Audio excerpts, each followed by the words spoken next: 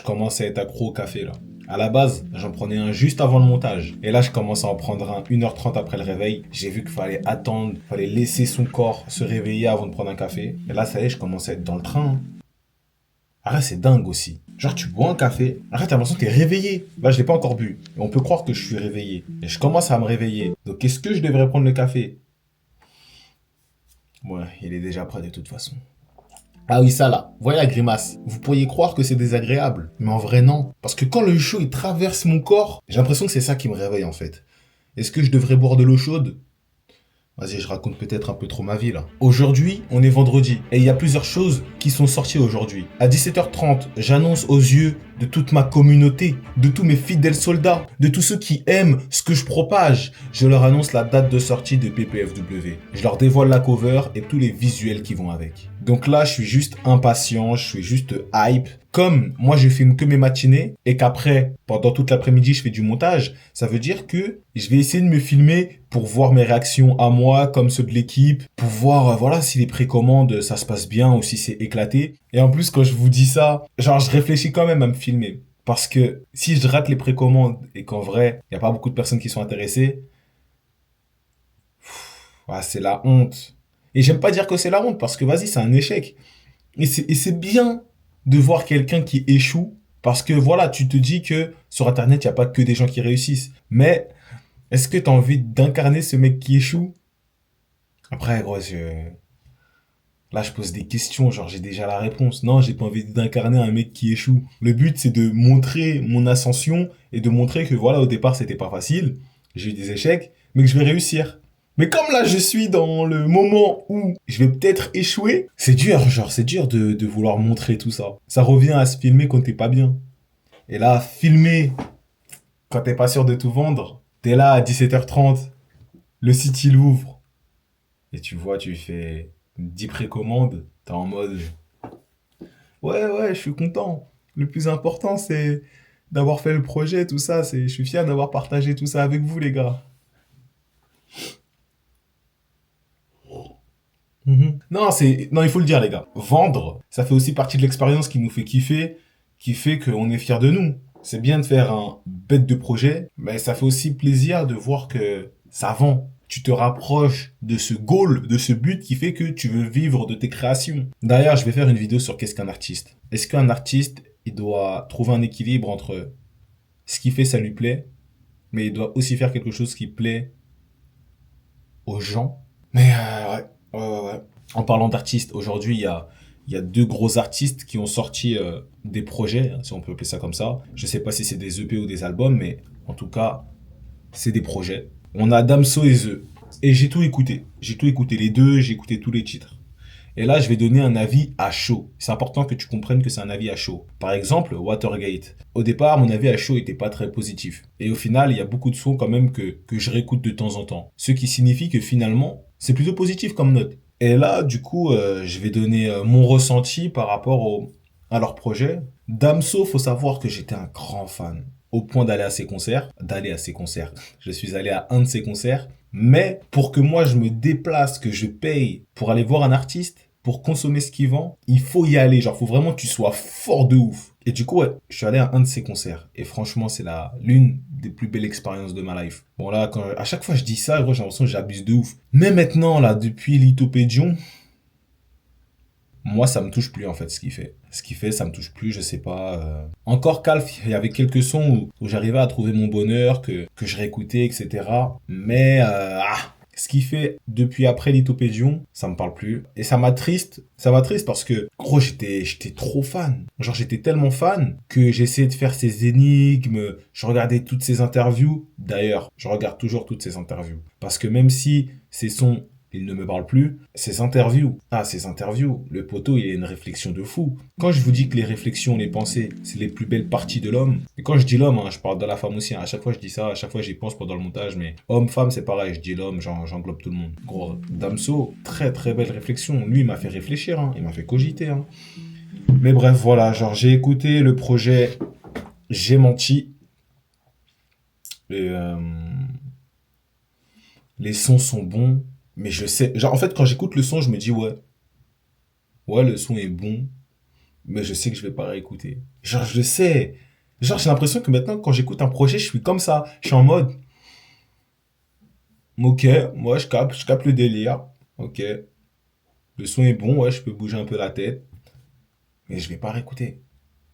Genre, j'ai l'impression que moi, j'ai besoin d'un mec, il crache ses tripes. Parce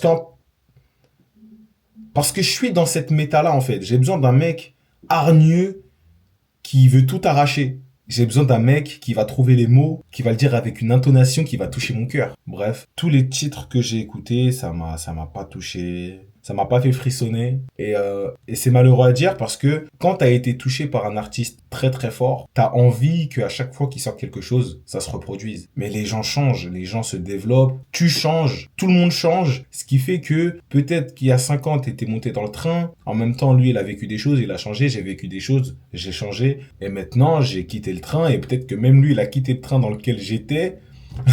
Donc voilà mon avis sur le projet de Damso, enfin mon avis, mon ressenti plutôt. Et le projet de The qui ressemble plus à un EP vu le format. Bah écoutez, pareil, hein, en vrai de vrai, le même avis que Damso. Et encore, Damso, j'ai trouvé que vas-y, il teste des choses. Il est là, il essaye de faire autre chose. Et The, je l'écoute depuis Boss Order. Putain, je crois que c'est son meilleur projet les gars, je vais pas vous mentir, hein. Boss Order, c'est un EP. Non, je sais plus si c'est un EP Boss Order ou pas. Bref, c'est son meilleur projet pour moi. Genre, c'est celui qui m'a le plus marqué. Watergate, ça va. Franchement, ça va. Ça va. J'écoute bien. Et là, le dernier, j'ai l'impression que tous les sons qu'il a fait, il aurait pu les mettre dans Watergate. Il n'y a rien d'exceptionnel pour moi, bien sûr. C'est ce que je ressens.